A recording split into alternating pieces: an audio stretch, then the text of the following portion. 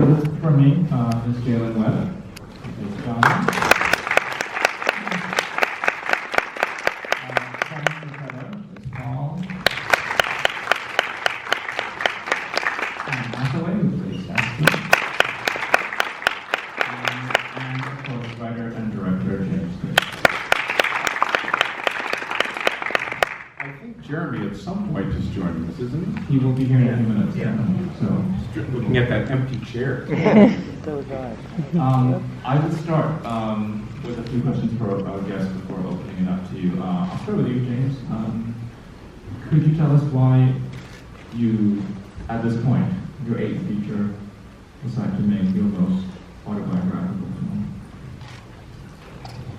I had made 2 films back to back, one of which was in 2 continents, 4 countries, and Amazonia, and physically was, I'm very happy I made the film, but it was physically brutal. And, you know, I'm, as I've often said, genetically designed to be an accountant in Minsk, so I wasn't prepared to be in Amazonia, and I would, you know, dress up as, I looked like Moses as a beekeeper. It was a very strange look. And that went on for 2 years or whatever it was, and then I had another movie which was in space and very technically difficult and had other issues, and so I was exhausted. And I went off to Paris to do Marriage of Figaro there, which I'd never done an opera before, which I wound up loving the experience, but I was in a kind of gilded cage in this residential neighborhood in Paris, and my wife and children had not joined me yet. And I would go home at night after working in the theater, and it was like, you know, I don't know if you remember the movie Papillon with Steve McQueen, where he's in solitary confinement and his brain starts to wander. So I started remembering my childhood, and I started taking notes. Is that Jeremy? Sorry.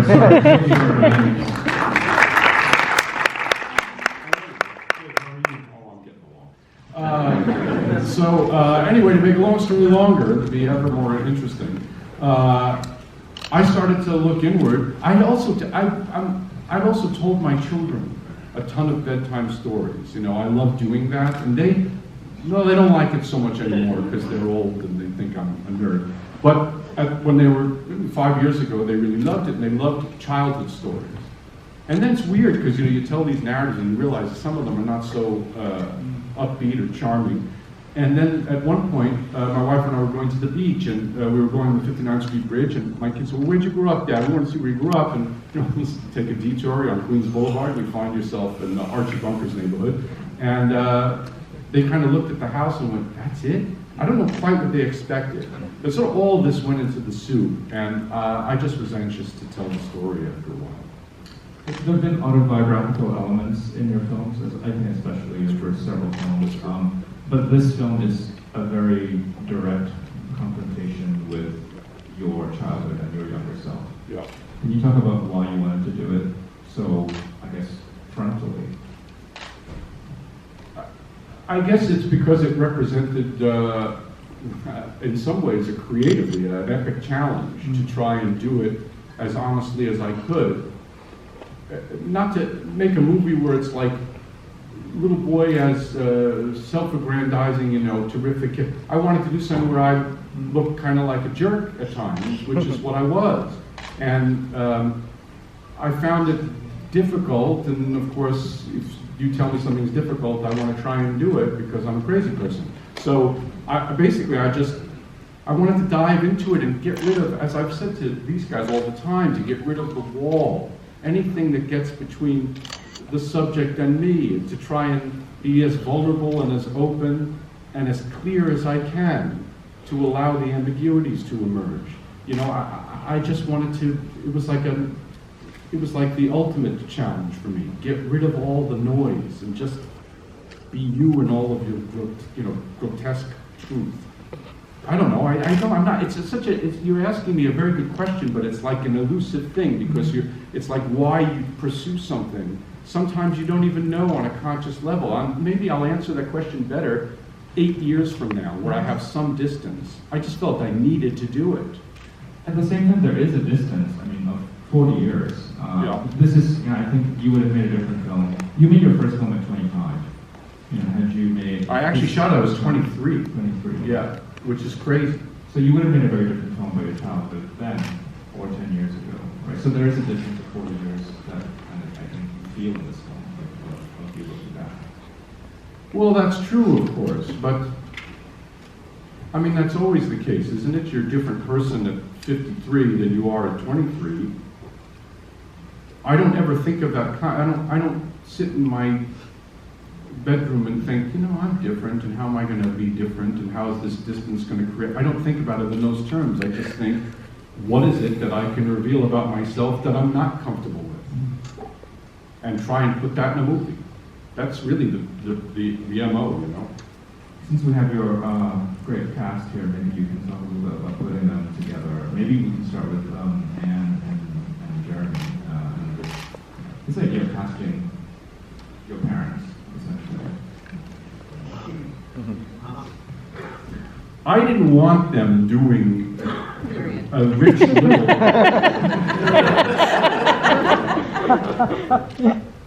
As I said, I didn't want an impression of my parents, impersonation. It's weird because they wound up getting incredibly close and accurate to who my parents were, but I tried to put as much as I thought was relevant into the script and then allow them to create. And I just went with actors whom I love and actors who were passionate about doing it. And it's weird, I didn't write it obviously for actors. I wrote it with my own parents in mind. But I was it came together in a very unusual way, also because COVID. I mean, I'd written the thing in 2019, before January 6th and before the election and before George Floyd and all this stuff. And it's weird that you write the thing and all of a sudden the world changes and the script doesn't. And I just decided to put my head down and try and get the best actors I could. And even that was in flux because it was like, you know, I don't remember, you were not available, them were available. You know, it's all that weird stuff that you have to go through. It just basically becomes, get the best actors who want to do it. And these people were just silly enough to want to do it. I don't know, they can answer more than I can why they wanted to do it. I reached out to them, and they'd have to answer. Well, can I just jump in? I mean, a few things. You know, one is that what James was just talking about, I read something in an interview with him from a few years ago that he had a great wish to break down the wall between himself and his work. And I think creatively, that's something that really appeals to me and felt very exciting. One of the first things we did, I was in Denmark when this came together, and I got on a plane and I went with James and his family to the Panorama at the Queen's Museum. And what's so incredible about being here, part of this festival, is, you know, seeing that panorama and seeing, you know, James talks about finding the macrocosm and the microcosm, and this story sort of zooming in on this particular house and this particular neighborhood in Flushing, and the way that it's also a story about the soul of our country in so many ways. But the challenge, I think, for us was sort of rendering, not in a totally mimetic way, but finding both the essence of these people. And then, you know, it was important to me to not just interpret what he had written. I wanted to find out who this man was and bring that alive as dimensionally as possible, down to the voice and behavior. And for me, if I approached it like, oh, I'm playing James's mother, I've already removed myself from the character. And I've closed off an opportunity for he and I to find a truth together. So I didn't really think that I was playing James's mother. I had to treat her like I would treat any character. The fact that she was James's mother meant that I was very sensitive in how we discussed how the scenes would be played. I can be very, very frank and forthright person, and I have a lot of very strong opinions about my characters. But I did adopt a gentler approach on this one. And that... You did? I did. Can you imagine? And yeah, and and the thing that drew me to the story, well, first of all, I mean, when your agent calls you and says James Gray has a script and there's an age-appropriate part for you in it, you're like, okay, I know I have to read it before I say yes, but you know what I'm going to say. And I was so drawn into the contradictions of her, and then, you know, as I got more and more into the project, I realized the contradictions of her, the contradictions of the home, the contradictions of our country, what you said about the soul of our country. And I thought, I don't know how many times I've had an opportunity to tell a story centered around a family that contains so much love and so much rage, and the way intimate spaces can go from goofy to violent very quickly. And I had a feeling that would be familiar, more familiar than one would suppose based on the way we talk about these things or don't talk about these things. Maybe we can bring in Repeta and Jaylin. James, you wanted to talk about casting first? Well, I watched 600 or so for each character of 600 or so actors, and it's a weird thing during COVID. You know, I like in person a lot. I think the human connection matters a whole lot. And so when I'm looking at a computer screen and it's like the image is this big, you know, so I had to fight my way through that first. But I watched a whole ton of kids, and then I narrowed it down to maybe 10 who I spoke to quite frequently and worked with, and they were all superb. But these guys, there was an extra level of listening. They could listen, and I was throwing curveballs at them and improvising, and they were right with me. I don't know how much they remember, but it was so great to work with them on that level. And then when they showed up, I mean, I loved them both. They were like the greatest kids in the world, so it was like a fantastic experience. I was very moved on a daily basis going to work. I felt very lucky, because it was like, you know, you don't really get a chance to do this, particularly in American cinema. It's like a huge gift. So they were just so, they went beyond my expectations, and it became beautiful to work. Thanks, and Jaylin, do you want to talk a little bit about your experience? I think it's funny you say that. I distinctly remember when I went on the call back with you. I remember you being very bothered by your internet and the fact that you were looking at a screen. And, yeah, I can relate on that. But, yeah. I don't remember that at all. I mean, it sounds like me, but... I remember my mom and I did the audition, and then we got a call back from you, and we did the Zoom, and we played around with the scene a lot, and yeah, you threw curveballs, and it was fun to work with you. And I distinctly remember that. You were very bothered by your internet and the fact that you were But everybody knows, everybody's bothered by the internet is unstable. My fist through the screen.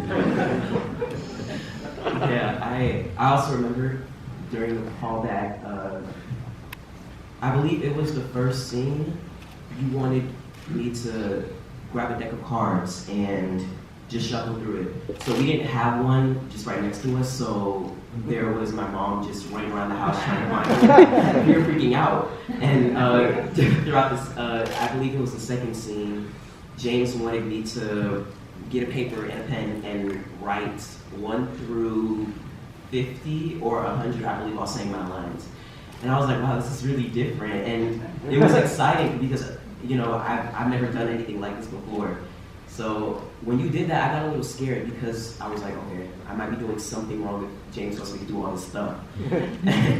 But then, you know, at the end of the callback, James said, you'll be hearing from me soon. And I just thought that he was being nice. I thought that, you know, that's something that he told to all the other kids who read for Johnny, but then the next day after school, my parents are freaking out because they told me that I got the part.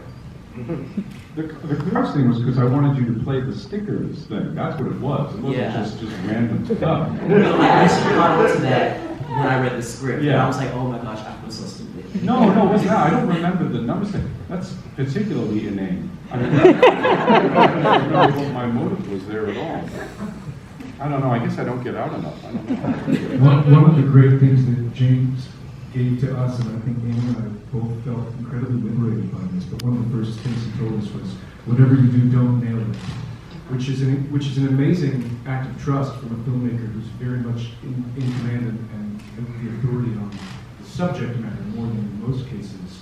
So it could have been an instance where he didn't allow us that freedom and ownership. But that idea of not nailing it is sort of, in contradistinction to a lot of the work that is made that is sort of result-oriented and allows for authenticity to be born in the moment. James, you talked about, just removing this wall and then trying to get it as true as possible. I'm wondering how much research really went into this. Do you have a really good memory? Do you feel like you had talked to a lot of people who were around here at the time? And it's beyond your own, your own story. It's also about period detail, culturally specific things. I have a great memory, which is very weird and at times extremely harmful. It becomes a bit of a joke on the set that people can ask me who directed any 1980s movie ever, and if it was released, and the names get very amusing, and this becomes a kind of ha-ha thing, but it's verging, and I maybe on a kind of Asperger thing, I don't know, but that's what Tony Hopkins said. Tony Hopkins said, I think we've got Asperger's. Is that a compliment? I don't know, how's that work? But I do remember a lot, but my brother was absolutely instrumental as well. I remember about for example, the Marianne Trump speech. I wrote down what I had remembered about it as best that I could.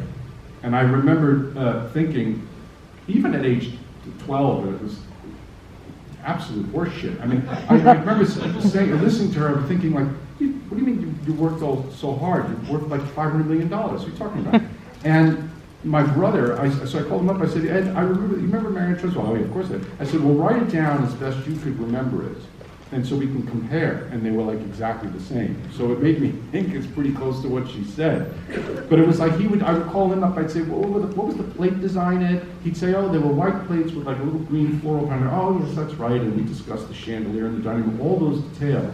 About period, I have a very good memory of that stuff, although not as good as I thought I did. You think, okay, I'm going to get an establishing shot of the Guggenheim. The Guggenheim has not changed at all. It's the Guggenheim, right? So I get a shot. Next thing I know, $30,000 worth of visual effects later, I looked at a painting by an artist named Richard Estes, who's a photorealist painter. He made a painting of the Guggenheim summer of 1980. And all of a sudden I'm looking at the Richard Estes work, and the Guggenheim's a different color, and it's walk, don't walk instead of the hand thing, and the building next to it's totally different, and they added the building behind.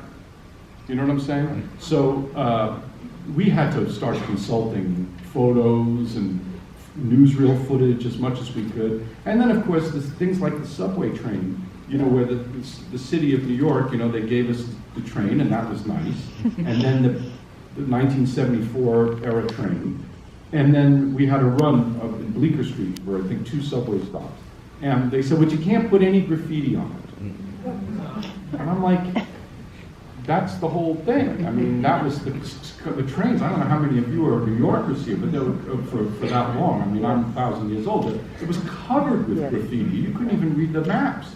So I said to productions, what are you going to do to solve it? He goes, well, we're going to write the graffiti on, clear thing, and we're going to put it up. So then he starts doing that on the day, and then they're like, no, you cannot put the graffiti on the train. Do not do that, sir. And I found that obnoxious because it was like a rewriting of history. They didn't want to promote graffiti. I'm like, are you kidding me? So guess what? We defeated that because there's something called visual effects. So all that graffiti is added to the effect. And they did a pretty good job. I had all these graffiti artist friends of mine doing all this graffiti that they were putting on the train. It's quite funny actually. But I mean, of course, you research and also your memory. Do any of the actors want to jump in just about, I guess, period-specific details and the process of just inhabiting that time and place? Happy to answer your production designer really did an incredible job. The sort of level of detail and verisimilitude down to the plastic coverings and the wallpaper and objects. But, one of the earlier conversations I had with James, he read me a few lines at the end of the first volume of In Search of Lost Time. And I think Pinter, You're about to get us totally ridiculed. You do understand? It's an invocation of Proust, you know, it's like, oh my God. what do we do if we're not risking ridicule? No, I love it, I love it. It wouldn't be my first time. But in a way, it's like the Entenmann's donut, and that's what he's trying to do, I think. He's trying to recover, you know, it's a ghost story. He's sort of recovering these places lost in time and lost in sort of the mist of memory. So it did, you know, for the actor, I think for us, it did feel like we were walking into that. It was transported to walk into the environment. I think one of the things that, speaking of what you were saying about the whole concept of not nailing it, was to not over-communicate visually at every turn, period. And that was something that everybody worked on, but I worked very hard with Jaylin, a costume designer, on, because there's a way to do the 80s, where like you show up and everyone giggles, and but that's not necessarily playing the truth. And so the idea was, how do we not create a costume after costume after costume? How do we actually create a woman and give the audience visual information about exactly who she is? And that's, you know, something you have to be mindful of when you don't have that much as much screen time, that you have to communicate as much as you can, as clearly as you can about the character, without commenting on it. You know. We also single-handedly revived the business prospects of Sears and Roebuck for this movie. Fantastic. Just so you know, prospects are very grim, but we did, you know. Okay, just one more from me. I just want to kind of follow up on both Anne and Jeremy have touched on this, the idea that this film is not just about, you know, your coming of age, but about sort of inflection points in this country's history. And it's interesting, I think, that your most personal film is arguably also your most political film.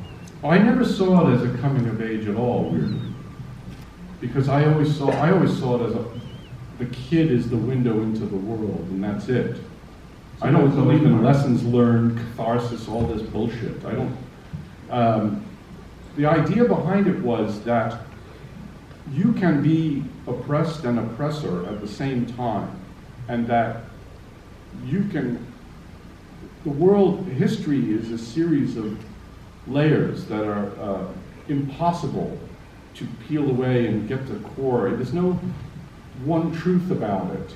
And what I have found is that one of the difficult aspects of it is, for me, writing it, was that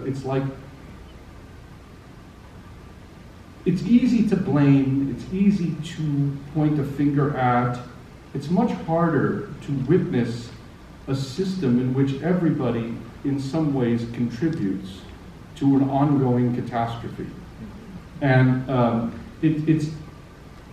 know it's also, I found the challenge that everything now, especially the way that people communicate a lot in very short sentences, everything is sort of reducible. I was trying to go in the opposite direction and say, no, it's more complicated than that. That my parents, for example, who had all of the awareness of anti-Semitic behavior, could themselves say terribly racist things, or be, and I'm not, again, it's not about blaming my parents or anything, but it's trying to reveal something that I think is endemic. It's almost like marbled throughout the whole system. And so I also think that class is a very has a very underrated impact. You know, people today, my children, for example, are wonderfully educated in many ways, but I noticed that their seems incredibly limited. They're cheerleaders for it, essentially. You know, when does the new iPhone come out? So, but I think that capitalism is integral to the harm in the system. And you know, someone said to me the other day, said, Tony Hopkins plays such a wonderful, saintly part. And I don't think he does. I think the scene where he says, I told you guys to do that. I think is horrible. Because it was my grandfather's way of saying, we should give up on the system. And I understand the reasons they did it. But it's our contribution to an unequal society. Everybody contributes. That was what I was trying to do with the film. All right, let's take some questions. Why don't you start in the front